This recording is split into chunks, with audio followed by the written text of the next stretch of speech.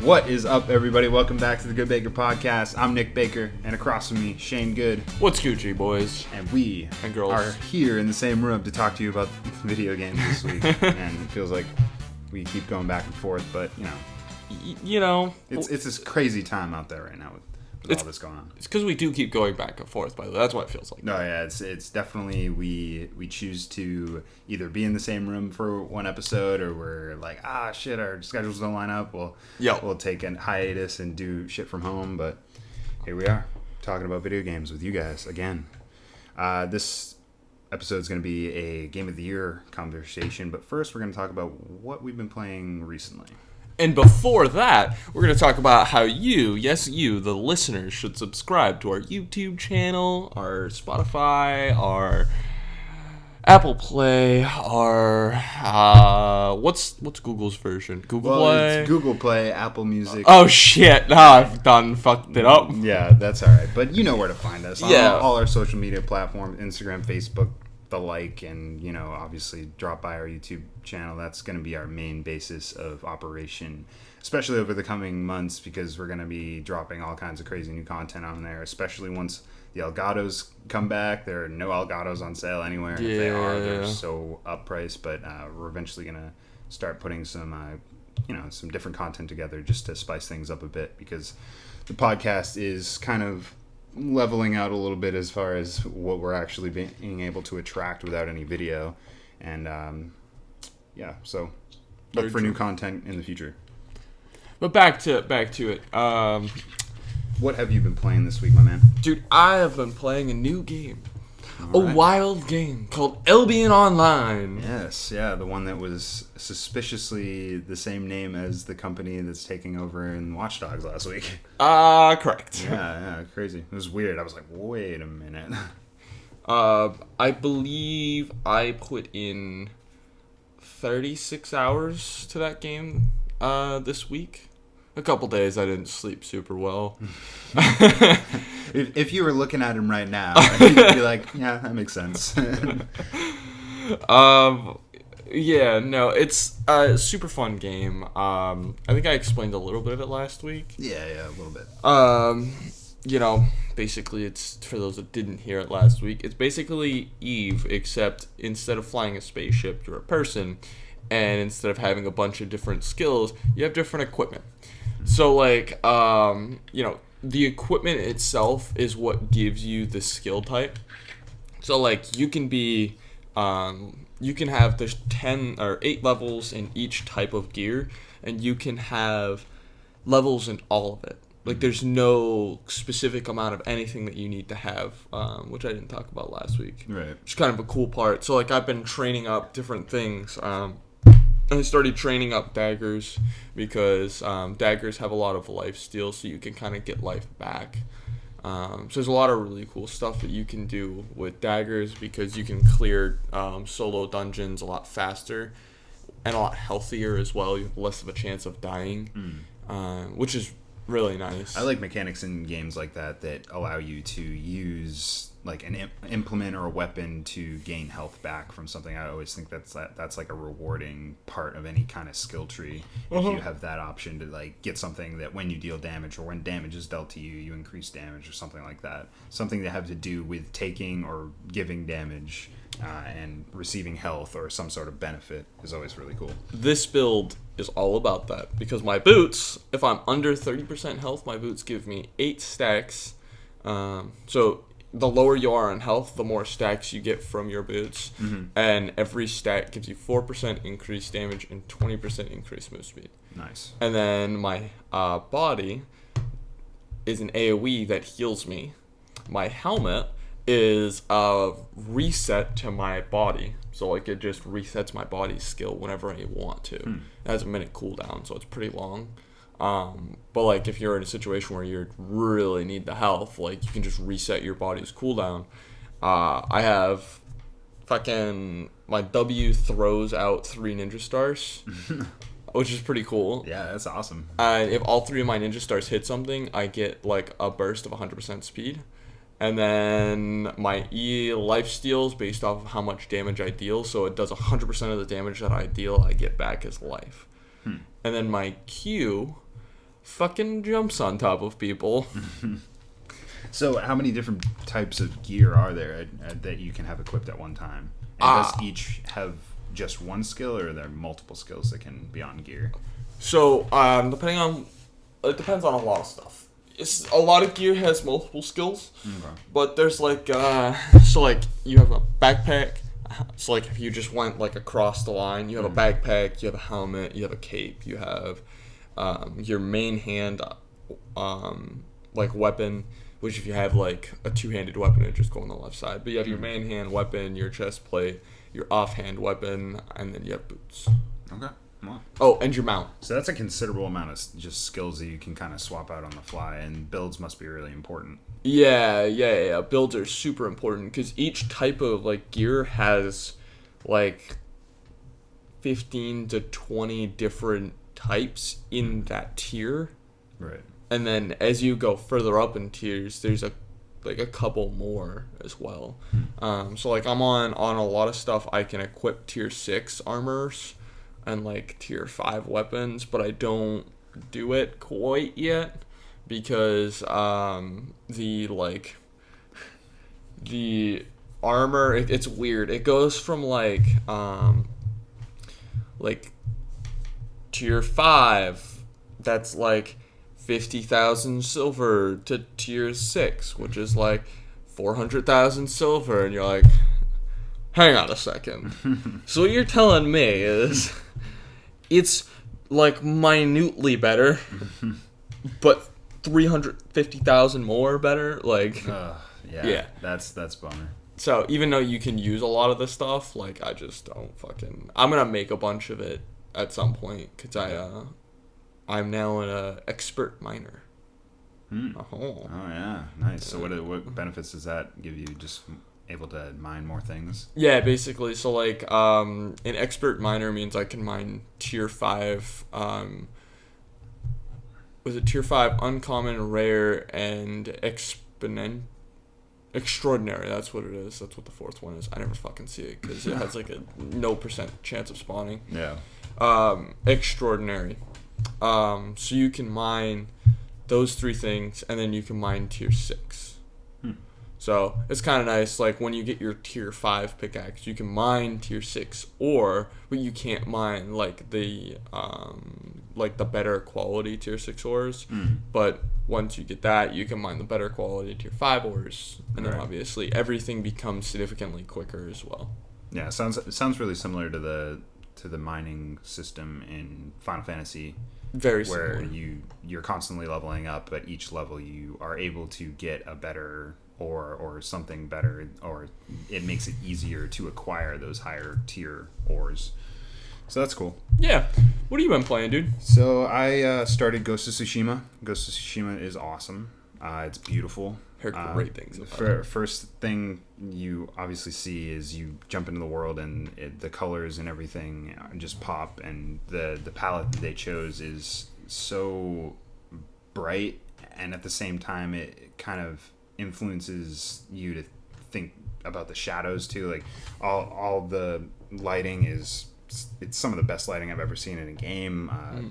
The terrain is beautiful, but all that aside, the combat is something that I really need to highlight because it's not breaking the mold as far as third person action adventure games go. The combat is like kind of what you would expect, but it takes the authenticity of the samurai fighting game and really grounds it in a way that still feels video gamey, but it's so punishing when you don't follow the rules of the combat. So there's a lot of you can dodge roll and stuff like that in Dark Souls, so you can kind of roll around and do that, but it really kind of punishes you in that way where enemies have a really wide hitbox.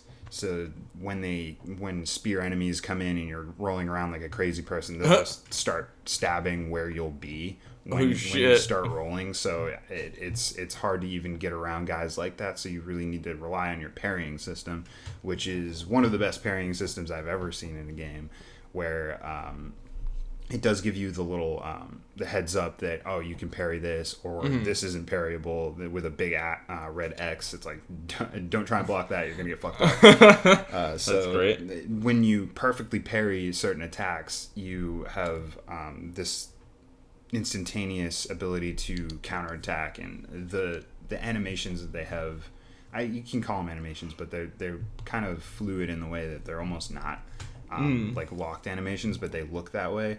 When you slice through an enemy and you just strike like that samurai pose and you bat your sword off with the blood, and you look at all the other enemies around, and some of them are terrified and they're like crawling back, and some of them are like shaking in their boots, and the really sense cool. of power and like foreboding that you have as your character, the mythic portion of that it makes you feel like a myth, like you're building into this story that people are going to tell.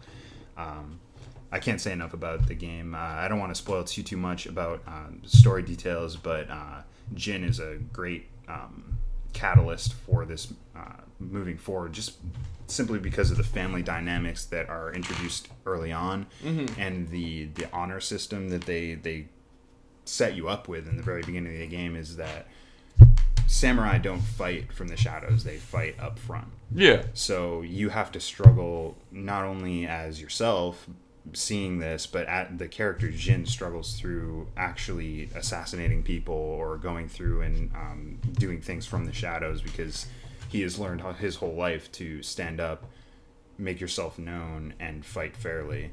And there's an opportunity to do that in almost every fight. You can press up on the D-pad to start a standoff. Yeah. And what that does is you call out the biggest, strongest son of a bitch in the gang, and they come up and you have a duel.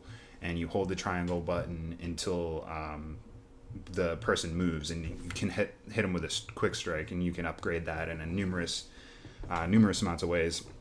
But just that alone is like, it makes it so cinematic in those first few moments, and it kicks off the battle in such a cool way that when you are resorting to doing stealth, it almost makes it feel lesser than the rest of the combat, because getting into those big battles where you have tons of guys around you and they're constantly coming in on you, and it's not like other games like Assassin's Creed where one guy will come at you and you'll kill him, and another guy will come at you. Guys will come at you in force. There's like one guy here, you counter him, there's two guys coming in, one's poking you with a spear, one's got a shield, so you have to switch stances for each of those to be able to defend and dispatch them quick enough.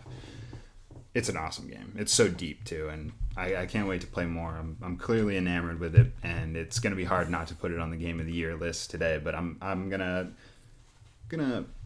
flip the script a little bit when it comes to that. So let's get into that. Our Game of the Year so far conversation, it's going to be a little different than typical ones, because obviously we have a guy here that doesn't play the new all the time. What are you talking about? But we do have these games that we kind of fall back into, and we kind of make them our Game of the Year, similar to me and Madden, where I play Madden all the time, all year round. Right. So I could say that that's my Game of the Year every year, because I put so much time in it. And I checked my PSN stats, and it's one of my highest played games throughout the entire year, just because, you play a game of Madden, it's like 40 minutes. You play 100 games of Madden over the year. That's obviously going to be your highest played game, unless you're into some of the EVE Online games that you have to dump a ton of hours into. But EVE Online, and it's like... So, let's kick off the conversation with, what's your game of this year? So, my game of this year... Yeah. It's actually kind of a hard choice. Yeah. It was between Minecraft Dungeons. That's a good one. And Call of Duty's Warzone game. Right on. It's definitely between those two. And I would say that I chose Minecraft Dungeons because I don't throw things when I lose that. No. Fair enough. I don't hate myself after I lose the 100th game in a row and jump back in crying. Literally. Why am I doing this? I hate me so much. Yeah, so I think Minecraft Dungeons, actually, they just released some new content on Minecraft Dungeons. I haven't gotten a chance to go check it out due to the fact that I've just been playing Albion for the past week. But I think that is just such in my vein of like what I love, and they don't release games like that anymore. Like nobody releases a game really that's like a dungeon crawler that's really like it's actually just a dungeon crawler. It's not a super common thing. Even in like the computer world where like the games are just a little different than consoles. Like so many more PC games come out for indie and stuff like that, and just the dungeon crawling indie games aren't super there. Right. So especially when they're put into the hands of a big studio like Microsoft Studios. Like, yeah, they are usually more like indie titles where you're like, this part of this game is really good, but then there's all this slog they have to go through. And I think that Minecraft Dungeons, there's not a part of the game that I don't like. I enjoy the entire game. I wish that the dungeons, quote unquote, were a little more like captivating, because once you get to a specific point, you have to you just start running the same map over and over and over and over. And each map, like at the beginning, the maps take probably like 10 minutes, and towards the end, the maps can take like a half hour. So like running the same exact map, seeing the same exact scenery for like 4 or 5 hours, it gets a little bit boring. But that's the only real complaint I have about the entire game. Yeah, that's good to know, just simply as somebody that hasn't dipped into that and knowing how hardcore you are about those types of games. It interests me a little bit more than it did, and I was pretty interested when it first came out. I liked how it looked. I like how they changed up the Minecraft formula to introduce those new mechanics. So I'm even more interested now. Definitely worth the $20. Also, a game that releases that's only $20 is pretty light. Yeah, that's uncommon. Yeah, that's saying something in this day and age where now we're talking about games might be $70 at launch. Yeah, this next gen. Exactly. Systems. But what's your game of this year? So I think I know what it is, but I don't know. It's tough because one is so nostalgic for me. Obviously, Final Fantasy VII Remake was such a moment for me, especially that opening scroll and the music hitting, and there are so many moments in that game where you're just taken back. You're like, wow, they really did this. They really brought this game that I loved as a kid, and they completely redid it.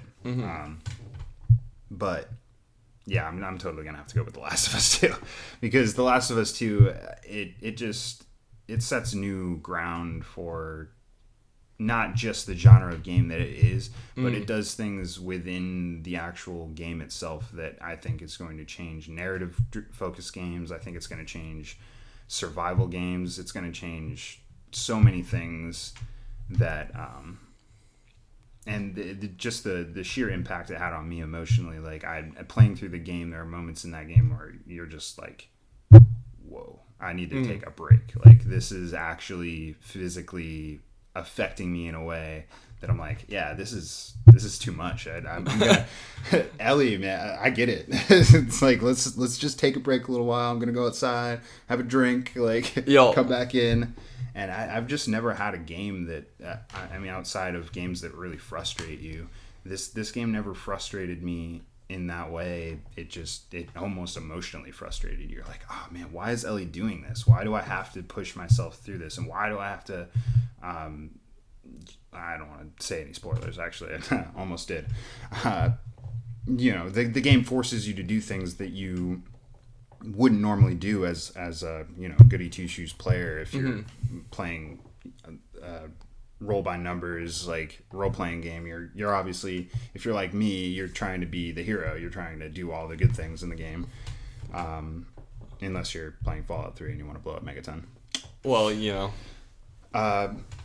so it pushes you out of your comfort zone in such a way that I think that it deserves nothing more than to be talked about in the highest echelon of gaming. And it, as being a swan song and a sequel to a game that did the same thing for a previous generation, I think that it's easy. It's an easy pick for me as a game of the year so far. And we haven't seen Cyberpunk yet, but if that's even this year, I imagine that The Last of Us will still stay strong through that, just simply because of the risks that they were willing to take. I think that Cyberpunk, as ambitious as it says it's going to be, I don't think it's going to be taking as many risks from the genre that it is as The Last of Us did, and that's probably why it'll stay at the top. But I'm open-minded. I can't wait for Cyberpunk. Another reason to just... So, Cyberpunk. Cyberpunk, now that we've bled into this topic again. Yeah, exactly.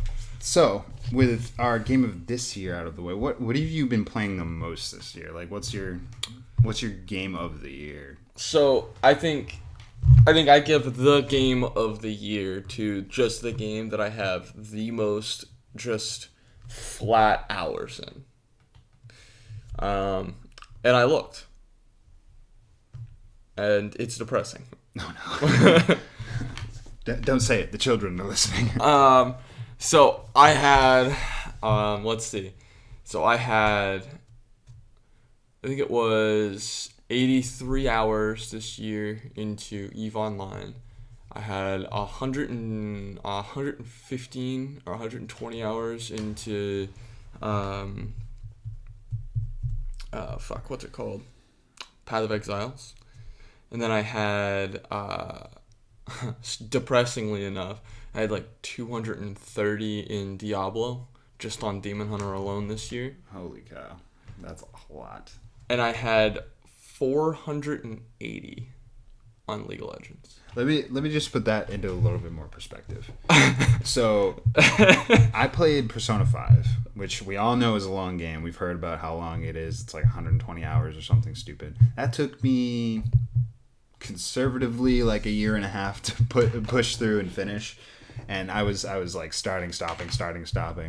Yeah. That's impressive for this year, man. I mean, and that's not even counting. I mean, I put nearly 40 hours into Albion Online this week. No. When I sit down and play a game, dude, I sit down until I have to get up. Yeah, this motherfucker across from me is a professional. Man, so, I have nothing close to even... I don't even think I have 100 hours into one single game this year, but...